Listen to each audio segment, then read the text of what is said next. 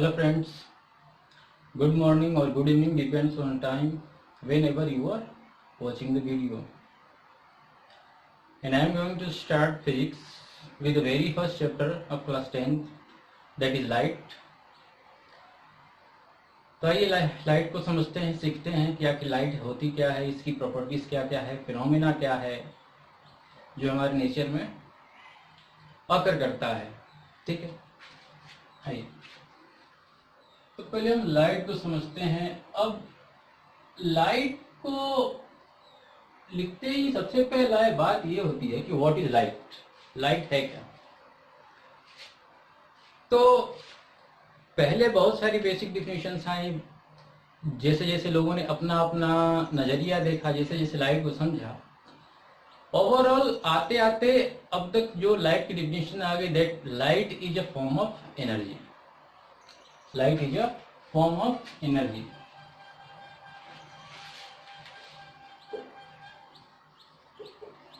Light is a form of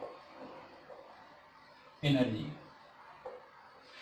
इसकी कुछ properties भी हैं जो हमें समझनी चाहिए और जिसको हमारे दिमाग में बसना चाहिए। पहले हम एनर्जी की बात करते हैं कि light is A form of energy. अब एनर्जी किस किस फॉर्म में है यार? एनर्जी की फॉर्म्स बहुत सारी हैं। आप सपोज करो कि जो हमारा बल्ब देता है लाइट, वो भी क्या एनर्जी का फॉर्म है। पानी फ्लो कर रहा है, वो भी फॉर्म एनर्जी का एक फॉर्म से ही वो बह रहा है। जो हमारी एयर ब्लो कर रही है, वो भी एनर्जी के एक फॉर्म से ही फ्लो कर रही है। या फिर जो हम लोग खाना बनाते हैं, वो भी क्या है, एनर्जी का ही एक फॉर्म है। तो दैट इट मीन दैट कि energy have a lot of forms, जिसमें लाइट भी एक एनर्जी का एक फॉर्म है।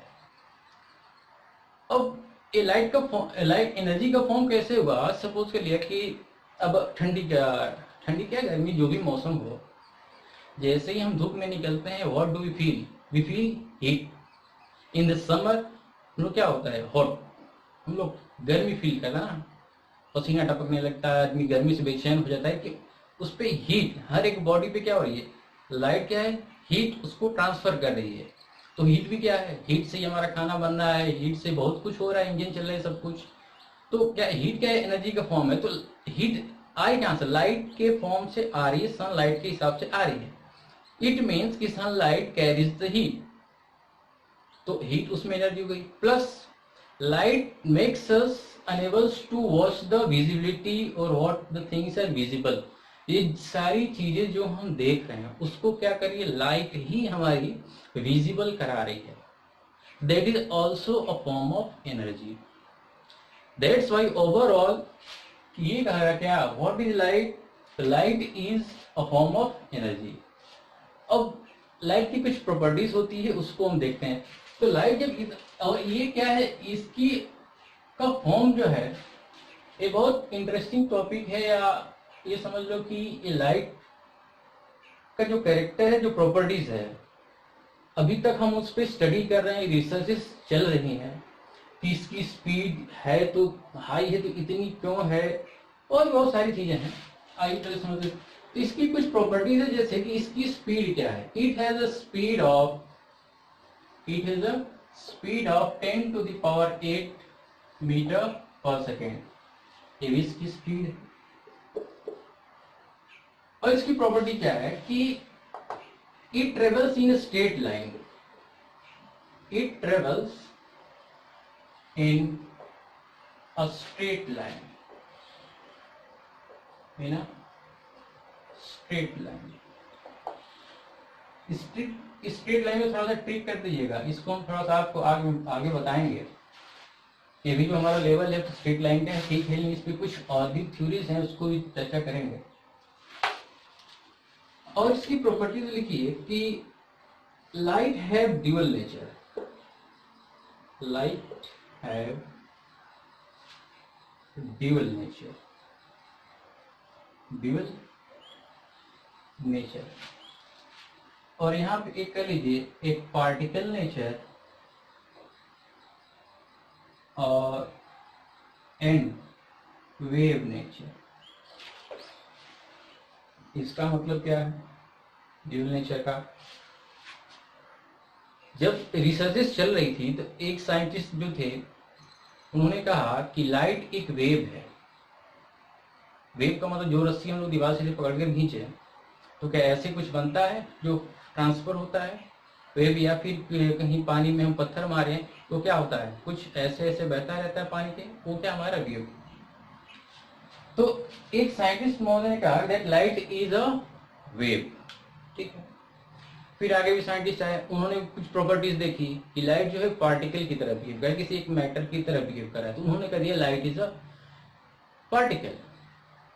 फिर रिसर्चेस होती रही तो सब लोगों ने इस पे आके एक सहमति जताई कि लाइट के पास पार्टिकल भी है, पार्टिकल का भी बिहेवियर शो करता है as well as wave nature भी शो करता है। इसलिए लाइट को कह दिया गया कि that light have dual nature, कि लाइट के पास दोनों खूबियां हैं, that is particle nature as well as wave nature, ठीक है। अब एक पॉइंट और लिखिए कि light is a mechanical wave, mechanical ओहो sorry non mechanical wave, non mechanical wave. Light is a non mechanical wave. अब नॉन मैकेनिकल वेव क्या होता है, इसको भी जब थोड़ा सा वेव के बारे में हम थोड़ा सा चर्चा करेंगे तब इसको हम बताएंगे कि ये भी क्या है नॉन मैकेनिकल वेव, ये होता क्या है। और एक पॉइंट इसी में लिखिए कि light is a longitudinal wave, अरे ट्रांसवर्सल वेव, लाइट इज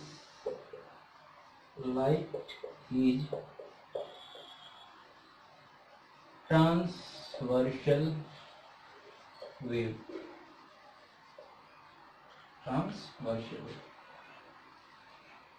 इसको भी अंडरलाइन कर लीजिएगा क्योंकि ये सारे जो टर्म्स आ रहे हैं ये आपके लिए नए नए हैं, इसको हम समझाएंगे थोड़ा आगे चल करके। तो लाइट के पास प्रॉपर्टीज क्या है, what is light, that light is a form of energy, light travels with a speed of 10 to 10 to the power 8 meter per second. It has both dual nature, particle as well as wave nature. It is a non-mechanical wave and it is transversal wave.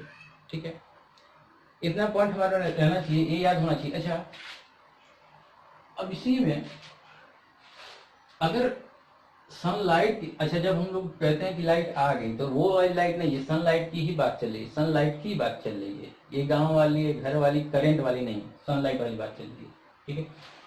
अब sunlight की speed 10 to the power 8 metre per second, मतलब around 30 crore metre per second, मतलब 3 lakh kilometre per second. और अर्थ की भी हमारी speed होती है, अर्थ जो हमारी राउंड अप करती है, जो सपोज करिए ये जिस पाथ पे ये राउंड अप भागती है, अर्थ हमारी सन के अराउंड, इस पाथ पे इसकी हमारे अर्थ की स्पीड है 30 किलोमीटर पर सेकेंड। इसको भी ध्यान दीजिएगा, हो सकता है कहीं काम आ जाए। तो अर्थ की speed 30 kilometre per second on its orbit, while the speed of sunlight is 3 to 10 to the power 8 metre per second. अब हम अपने बेसिक टॉपिक पे आते हैं जो हमारे चैप्टर का बेस है, दैट इज रिफ्लेक्शन। अब रिफ्लेक्शन, अब लाइट रिफ्लेक्शन होगा क्या, अब लाइट है तो लाइट ही रिफ्लेक्ट करेगी। अब रिफ्लेक्शन का मतलब हुआ क्या,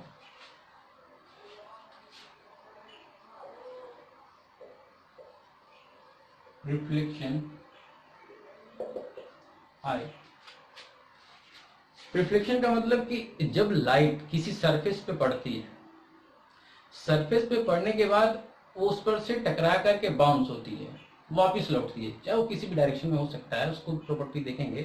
तो इसी फिनोमेना को कि लाइट आई, सरफेस पे टकराई और टकरा करके वापस चली गई, इस फिनोमेनन को ही हम क्या कहते हैं, रिफ्लेक्शन ऑफ लाइट। तो इसको अब इस थोड़ा डायग्राम समझ लीजिए कि ये हमारा कोई सरफेस है, कोई बॉडी है, और ये कहीं से भी सोर्स से, किसी भी सोर्स से लाइट आ रही है, सपोज कर लिया सन ही है, तो यहां से लाइट आ रही है। तो जो लाइट आती है इसको हम, जो सरफेस पे आती है, जो पड़ती है, उसको हम बोलते हैं इंसिडेंट रे। Incident ray. और यहां से आगे सरफेस पे टकराई और यहां से टकरा करके कहीं वापस बाउंस बैक हो गई, तो इसको हम बोलते हैं रिफ्लेक्टेड रे। रिफ्लेक्टेड रे। और इसके ठीक बीचों बीच में ये जो सरफेस है, इस सरफेस से एक 90 डिग्री, या फिर इधर से बनाओ आप या इधर से, एक 90 डिग्री पे एक हमारी रे जाती है जो इसी पॉइंट से मस्ट है उसका होकर के जाना।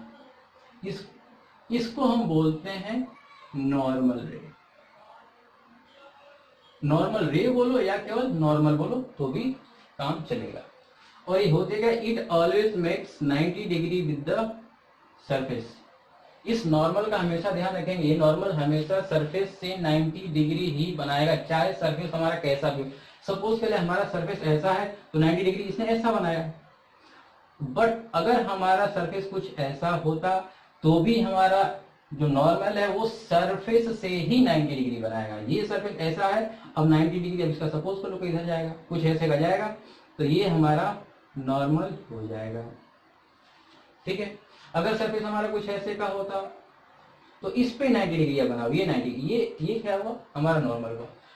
It mean that normal must be 90 degree with the surface at which the incident raise is striking on it. जिस पे स्ट्राइक हो रहा है उस पे नॉर्मल हमेशा 90 डिग्री ही होगा, ये मस्ट है। आइए, तो अब यहां से हम देखते हैं यहां से डिफिनीशन क्या निकल रही है, रिफ्लेक्शन की डिफिनीशन क्या क्या निकल रही है। तो लाइट आई बाउंस हुई, कब, इसके टकराने के बाद। तो उसमें कहते द बाउंसिंग ऑफ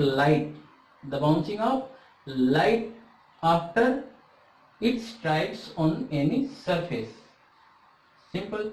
या इसको the bouncing back of light is known as reflection. तो आप कुछ भी इसको कह सकते हैं, टेक्निकल पोर्शन जो है वो हमारा सही होना चाहिए था। भाई लाइट आई, सरफेस से टकराई, टकरा करके वापस चली गई। तो इसको आप लिखिएगा, उसको आप लोग थोड़ा वर्बली लिख लीजिएगा, व्हाट इज रिफ्लेक्शन। अच्छा, इस पॉइंट को भी हम बोलते हैं क्या, इस पॉइंट को हम बोलते हैं point of incidence. Point of incidence. ठीक है। The bouncing back of light after it strikes on any surface that is called reflection.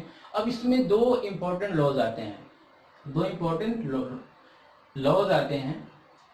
पहला लॉज क्या है कि द इंसिडेंट रे जो आ रही है, द रिफ्लेक्टेड रे जो टकरा करके बाउंस बैक हुई थी, वो the incident ray, the reflected ray and the normal, तीनों की बात हो गई। The incident ray, reflected ray and the normal must lie in the same plane. ये प्लेन क्या है, ये एक प्लेन है, तो इसी एक प्लेन में ही ये तीनों के तीनों होने चाहिए। And must meet at the point of incidence. तीनों के तीनों एक ही प्लेन में होने चाहिए एंड एक ही पॉइंट पे आके कहीं मिलने भी चाहिए, मस्ट है।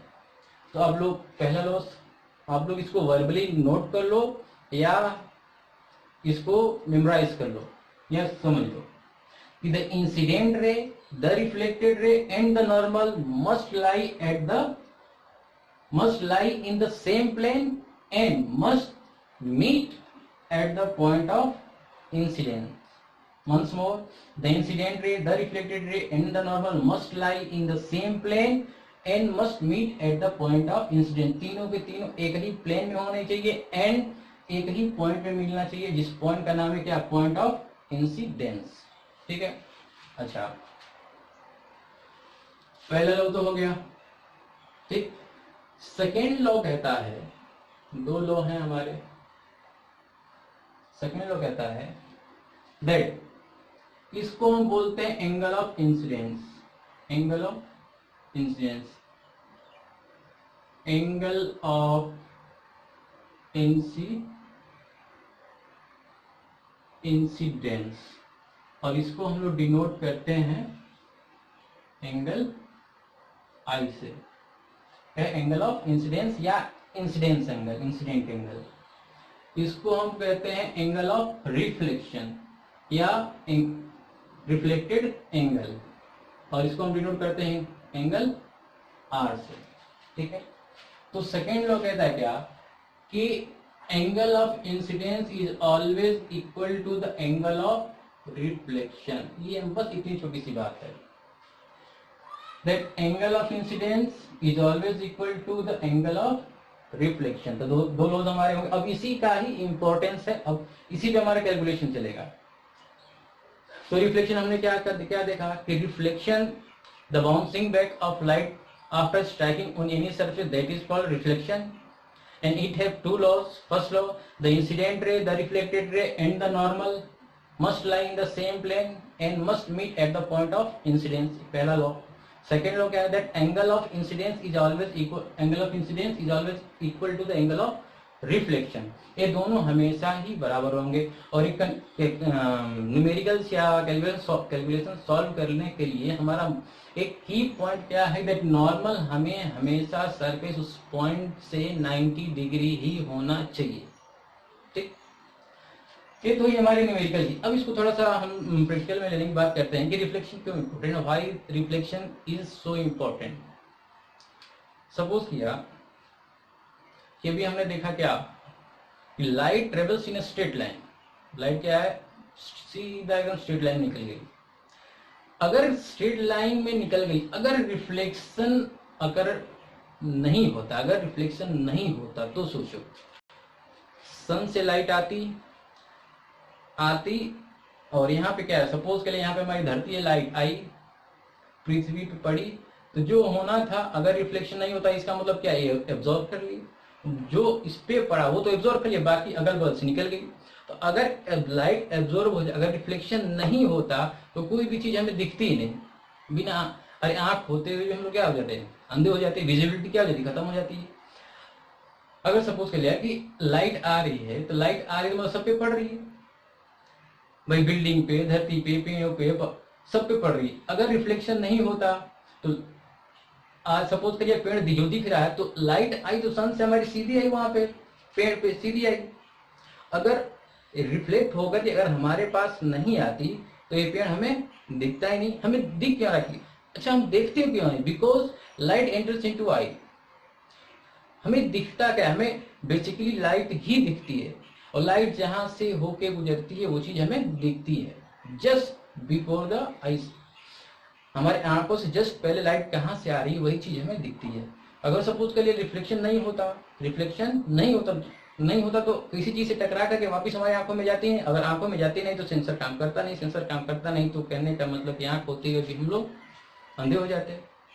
तो reflection is very important phenomena in our nature, due to which that it makes us unable to watch the objects।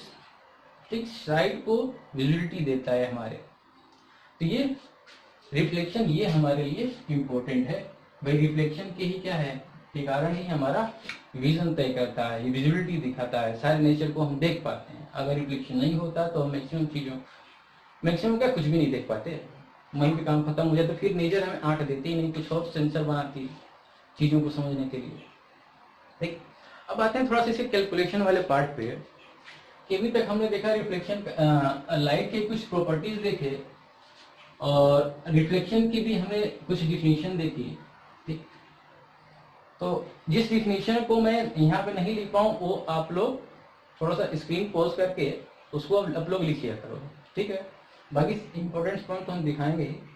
अच्छा, अब बात आती है रिफ्लेक्शन पे, थोड़ा सा हम क्वेश्चन करते हैं। सपोज करो, मानो कि अगर ये हमारा सरफेस है और लाइट यहाँ से आ रही है, यहाँ से आई, अब आई तो टकरा करके इसको वापस जाना ही है, ठीक है। आई और यहाँ से रिफ्लेक्ट होकर इधर चली गई। अब न्यूमेरिकल सॉल्व करने के लिए, न्यूमेरिकल या कोई भी क्वेश्चन सॉल्व करने के लिए जिस पॉइंट पे ये दोनों आकर के जहाँ पे होता है उस पॉइंट पे हमारा सबसे पहला काम कि हम इस पे नॉर्मल बनाए, बिना नॉर्मल बनाए हमें बात समझ में नहीं आएगी। नॉर्मल हमें बनाना बहुत जरूरी है, ठीक है। तो अगर सपोज कर लिया कि इसने ये हमारा दे दिया, सपोज कर लो ये हमारा 30 डिग्री, ये क्या है हमारा एंगल ऑफ इंसिडेंस, जो लाइट आ रही है वो इंसिडेंस और जो नॉर्मल है उसके बीच में बन रहा है, और जो रिफ्लेक्टेड रे से जो बनता है वो एंगल ऑफ रिफ्लेक्शन है, मतलब ये आर है, ये आके इंसिडेंट हो रहा है, ये जा रहा है।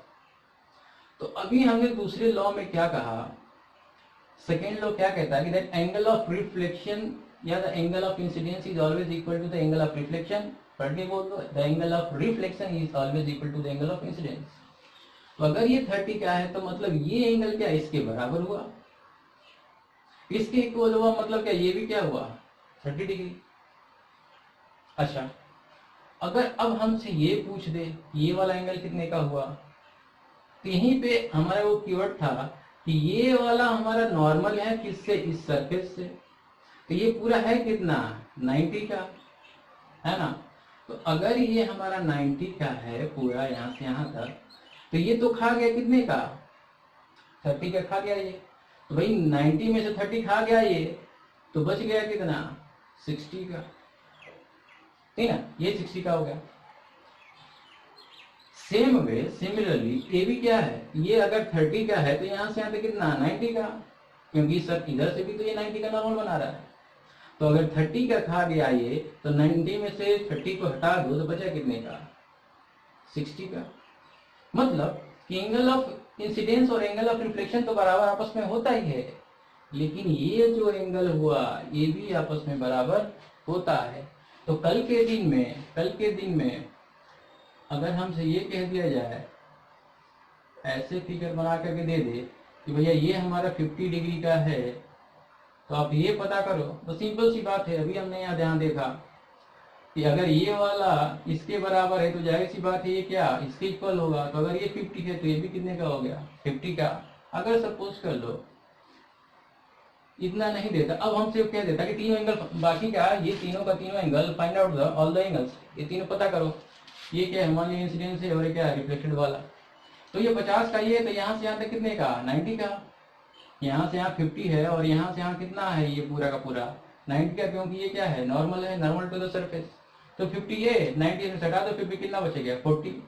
अगर ये 40 तो ये इसके बराबर, ये भी कितना 40। तो फिर वापिस यहाँ से यहाँ तक कितना 90, तो 40 ये, तो ये कितने का बच गया 50 का। ठीक है, आई होप बात समझ में आ रही होगी। ठीक है, आई इसी पे हम लोग थोड़ा सा और कैलकुलेशन थोड़ा सा हम करते हैं, हम लोग सीखने की कोशिश करते हैं कि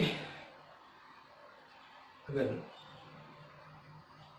चलो एक और सिंपल सा क्वेश्चन करो ताकि थोड़ा सा कॉन्फिडेंस बढ़ जाए।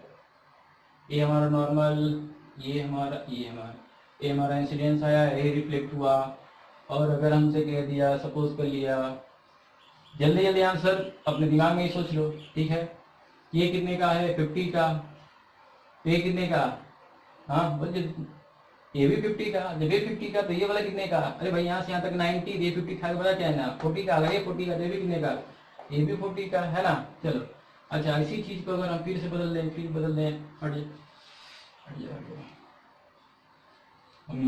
चलो अगर इसको हमने कर दिया, इसको कर दिया 25 का, ये भी कितने का, ये भी 25 का। अब 90 में से 25 चला गया, कितना का बच गया, ये हो गया 65 का, तो ये भी कितना हो गया 65 का। आई होप कंसेप्ट समझ में हो गया, आ गया होगा आपके। Angle of incidence is always equal to the angle of reflection. अब इसमें थोड़ा सा हम लोग क्वेश्चन देखते हैं, ठीक है, और इसका थोड़ा सा क्वेश्चन जो है इसका अगले पार्ट में देखते हैं। तब तक हम लोग तब तक इसको थोड़ा सा जो कुछ भी है आप लोग उसको प्रॉपर्टीज के, लाइट की डिफिनेशन को देख लीजिए, रिफ्लेक्शन की डिफिनेशन को देख लीजिए, और जो प्रॉपर्टीज है उसको भी थोड़ा सा दिमाग में रखने का कोशिश करिए, और उसको मत भूलिएगा नॉर्मल को, that it must be 90 degree with the surface what ever the direction of the surface में भी। ठीक है, वो 90 ही मारेगा। तो ठीक है, अभी थोड़ा सा इसको रिवाइज कर लीजिए, और अगले पार्ट में हम इसको थोड़ा सा इसी पे रिफ्लेक्शन के बेस पे हम थोड़ा सा क्वेश्चन हम आगे बढ़ाते हैं। ठीक है, थोड़ा सा लेवल भी बढ़े। तब तक के लिए bye bye, thank you, best of luck.